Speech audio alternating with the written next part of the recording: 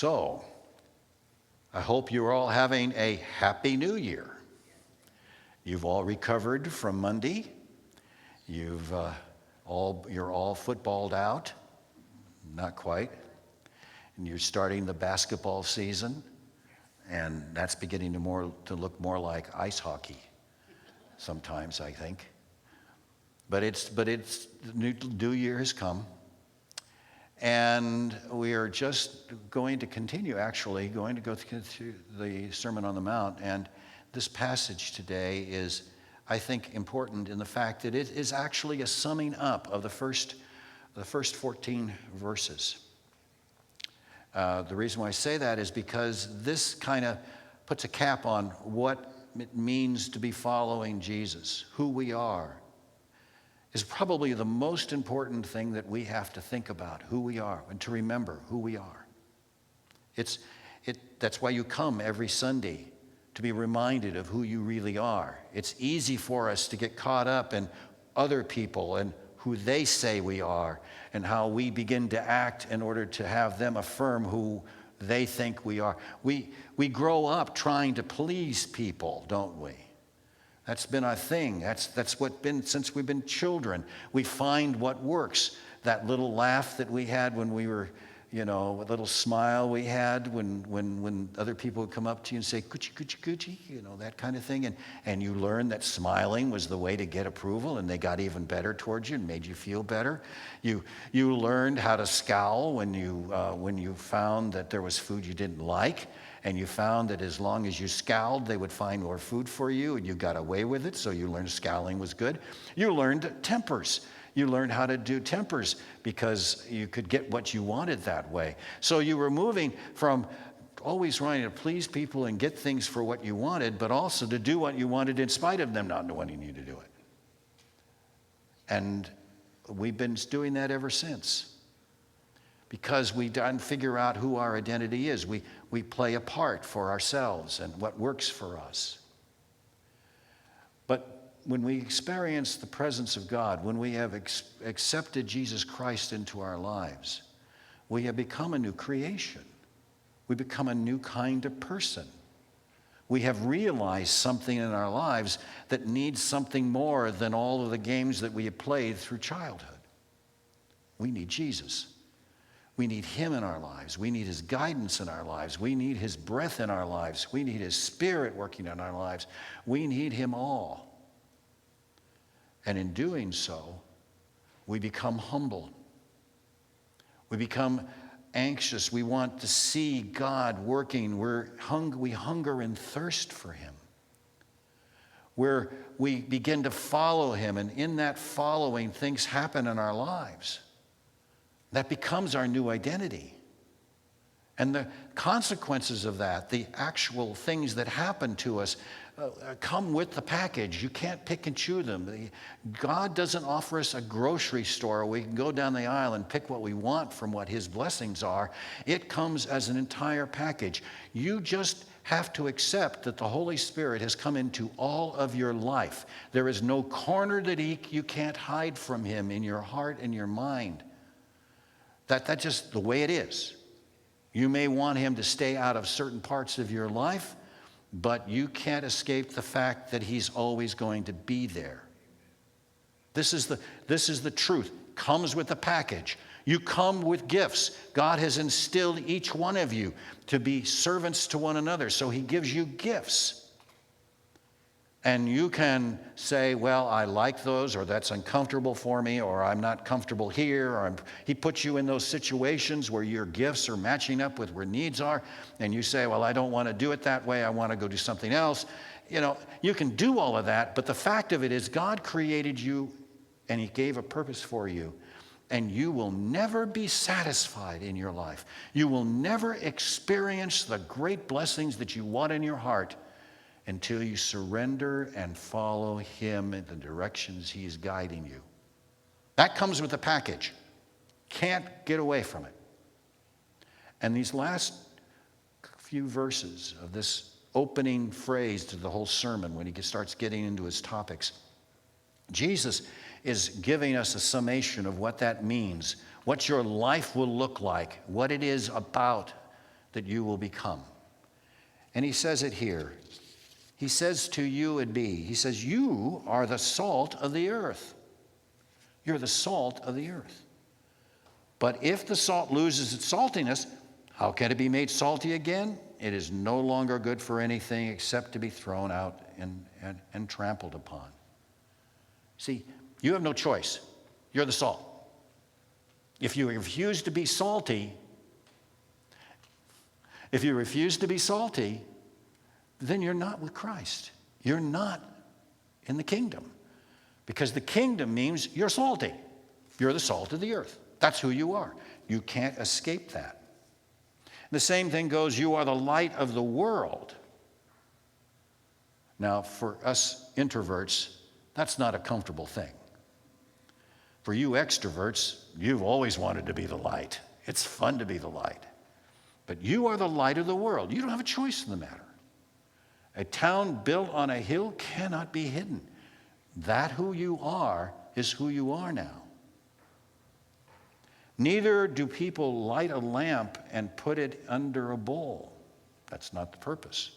And in fact, if you put it under a bowl, you'll extinguish the lamp, by the way, because you give up the oxygen. And it gives, instead, they put it on the stand, and it gives light to everyone in the house. See? You can't hide it. That's what it's for. In the same way, let your light shine before others. Now notice he says, let your light shine before others. Let that light that is already there shine before others, that they may see your good deeds and glorify your Father in heaven. Congratulations, light and salt. So, what does Jesus mean by comparing us to salt? Well, let's look at some of the characteristics of salt. First, salt is necessary for all of life. Part of the harms that gets us really sick is a depletion in our salt. When you're in the hospital and they give you liquid, a saline solution, saline is salt, right? It's saline. They're giving you fluids, but it also has salt in it. Why? Because you need salt. You deprive yourself of salt, and that salt level goes down, bad things begin to happen. Actually, we cannot live without a certain minimum amount of salt within our bodies. Second, salt is a preservative. That was the number one first thing as far as preserving foods was concerned, was discovered, was to salt them. We still do it today, putting meat in a brine, for example, and then storing it, salting them to dry them out, and then it reduces, it lengthens the time before that goes bad. We do it with meat, we do it with fish, we do it with all kinds of things, vegetables. We just do it with everything. It's a preservative.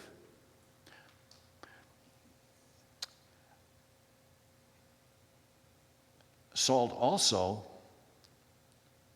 enhances the flavor of every food we have, because salt's in almost everything we eat. And in fact, if you put a little, salt having no salt on a salad is not as good as having a little bit of salt. We like salt. Some of us not are satisfied with what comes in the food naturally. We'll put salt from the table and put it on it as well. We like that. It enhances food. It makes life taste better. And then salt also does this thing. It makes us thirsty. I made the mistake of going on a walk one time, and I brought with me a snack. And what was it? Salted peanuts.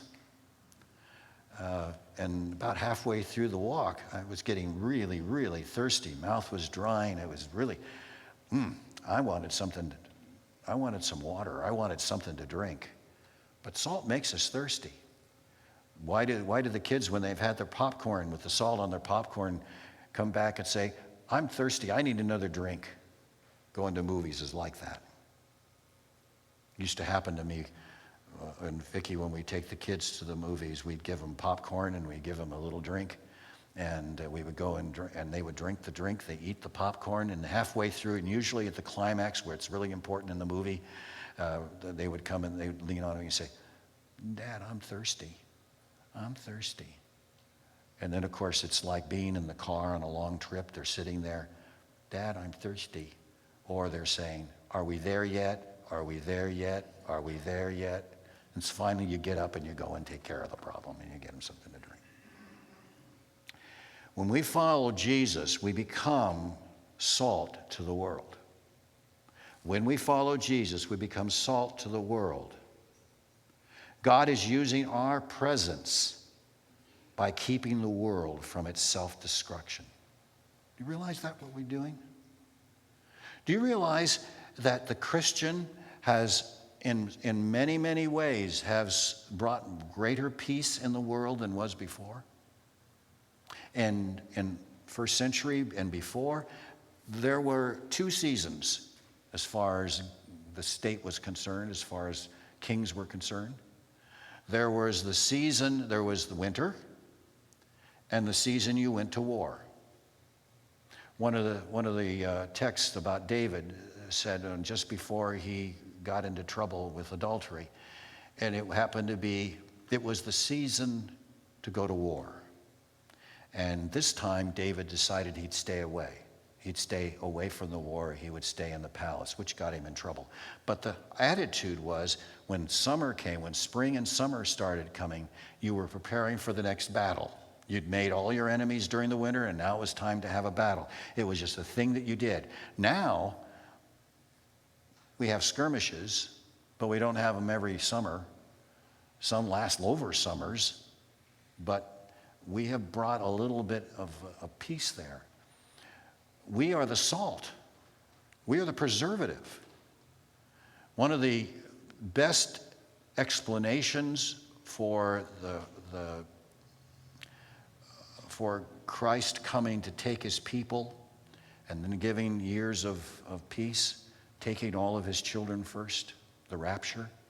One of the only arguments that I can come up with that makes sense to me is that he takes all the Christians off the earth, and the non-Christians are left, and they find that without the Christians, they are going to be destroying themselves. And that some will then see the stupidity that they had by not appreciating what the Christians have done. I really believe that we are one of those dynamics. It's part of the reason why we're going to get into persecution. We're going to see persecution because the culture is moving in a direction it wants to go, and who's standing there in the way saying, that's not healthy? It is the believer standing there and saying, premarital sex is wrong. Doing what you're doing is wrong. You're destroying yourself. We're the ones that speak prophetically. So we're acting as a preservative by our actions and the way we follow Jesus, and by following him, we will act that way. And yes, persecution will come because of it. Also, our relationships with people in the world will make life better for them. By following our example, in our relationships and how we live out our lives every day, people begin to see a better life. Even in the midst of our poverty, Christians in their poverty have lives that are for them much more exciting and celebratory than the people who are living in poverty. Christians who are living in poverty are giving gracious and love and joy. Do you know the highest per capita givers of any class of people are the poorest? They give a greater percentage of their income than the wealthier people. They know the joy of giving and receiving. They know the joy of depending on God. These people are and no matter what their situation, they demonstrate something to others that I think is really important. So we're showing a better life. We're showing a better living. And our actions. Our lives and our actions make them thirsty to fill the holes in their souls. So when you are demonstrating peace in the midst of confusion, when you're living in trust in Jesus with your family, when you're going through these horrible moments and you're not hating and you're showing love to your enemies, when you're doing all of that, you're demonstrating something inside of you that people know they need and they want. And they become humbled, and they become thirsty and want it, and they look to the person that you are living for in Jesus. You begin to help them fill the same hole that's being filled in Jesus in them as well. This is so important for us to grasp. You have no idea. I don't think any of us, I know I don't appreciate it, and I work at this. Idea of how the little things in your life get picked up by other folk and are translated. But salt, losing its saltiness, what does that mean?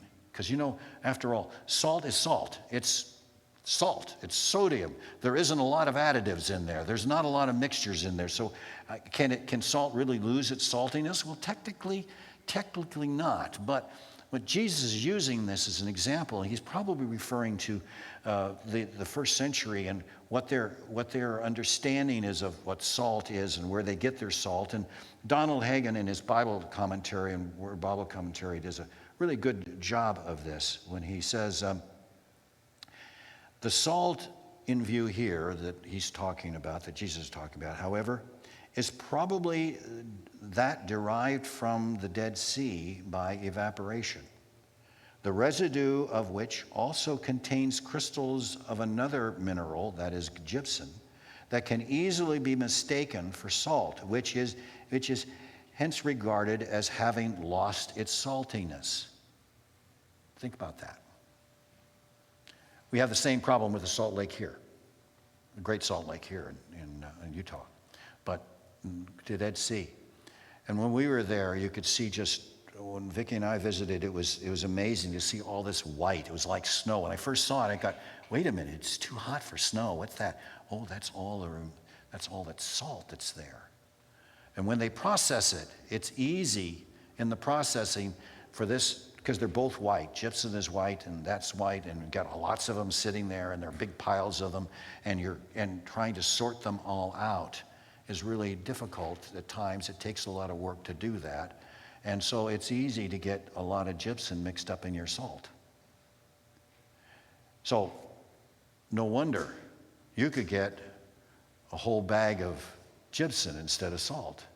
And so what do you say? Is this salt's lost its saltiness. This is not salt any longer. And what gypsum's good for? Well, we know it's good for making drywall, but what else? Let's face it. It wasn't very much good for them as well. So that's the story, and that's, I think, really important for us to see. It can be difficult distinguishing between salt and gypsum, between our life and of Christ and the world's life. Because it seems to get mixed up, everything mixed up. Being mixed up in the world can delete our saltiness. We're supposed to be separate from the world, but yet we're supposed to be in the world. We're supposed to be of the world, and yet separate from the world. We're supposed to be in this world, transforming this world by the salt that we are giving to the world of love and care and joy. And that's hard work. It means we have to be diligent about what we're picking up, how much gypsum is dragging into our lives, and we're bringing it into our lives, and it's diluting our saltiness. So, what does it mean by comparing us, what Jesus mean by comparing us to the light then? So let's look at the lights. Light shows us our environment, doesn't it? If we if we all had our eyes closed, we wouldn't know exactly where we were. Over a period of time, we could figure it out, but we would never know what this place looks like. We wouldn't be able to see how the building is doing, whether the carpet is dirty and whatever, or it's clean, or whatever it might be. But light is there and gives us the ability to see what's around us. Light in itself is also energy. The very frequencies that we see as light around us is even greater than that. But its light has frequency, and that frequency has energy. And that energy is what gets sopped up by the plants and makes photosynthesis, creates oxygen. It's what it does for life. In fact, without light, we die. The sun disappears. The sun blows up and it's no longer giving us light. We will die almost instantaneously. I give a few days. Because we are desperately in need of that energy. Light gives energy. When we follow Jesus, we bring his light into the world. It's through our lives and our actions the world sees true reality. Right now, the world is living in a kind of darkness. It's kind of like being in a very dark bar. I've been there, seen them. And you can't see very much. You just see just barely enough to get around, but you can't see the dirt on the floor. You can't see the dust. You can't see people's, when they get a little further away from you, you can't see their faces very much, but you know they're there. You can maneuver around. You can live around. You can even think you're having a good time. Bars are fun because you have friends that you get in there and you get to drinking and everybody's laughing and it's all wonderful and wonderful and wonderful, but it is a fantasy. Well, that's what the world is like. And we've gotten used to it. This is the world we have. But we don't realize that it's a darkened world. It is not a world that is really, we don't really see very clearly. And we don't see the evil. We don't see the harsh realities. We fantasize them. Last night, Vicki and I were watching a movie. It was one of those 1950s adventure movies with it was a kind of, you know, you have the A-type class movie, you have the B movies with that you remember those, with their C's. Well, we were watching a D movie. And it was really kind of fun. It was all about this trapper that just loved being by himself up in the very backwoods of the Yukon. And how he was playing with the animals and enjoying the animals, and he was playing fun with the animals, and he, you know, it was having this wonderful time. The first third of the movie was all about him going to playing with the beavers and playing with the bears and playing with the cubs and all those kinds of things. And he was just great. And I turned to Vicki and I said, you know, no wonder people are stupid enough at Yellowstone to go up to a bison and try to pet it, or to put a bear in their car behind the driver's seat so they could take a picture with the kids. Because we see that and they think that's okay, that's kind of fun. But as mature people, we say that's really, that's a picture. That's showing a nice way of living for certain individuals maybe, but for us, that's not safe. But for the kids, they see that and they think, oh, goody. Look at this little cat, and it's a bobcat. And they come running toward the bobcat, and they want to pet it, and mom and dad are going crazy. But that's how we are. This is what the world is. It's a fantasy world.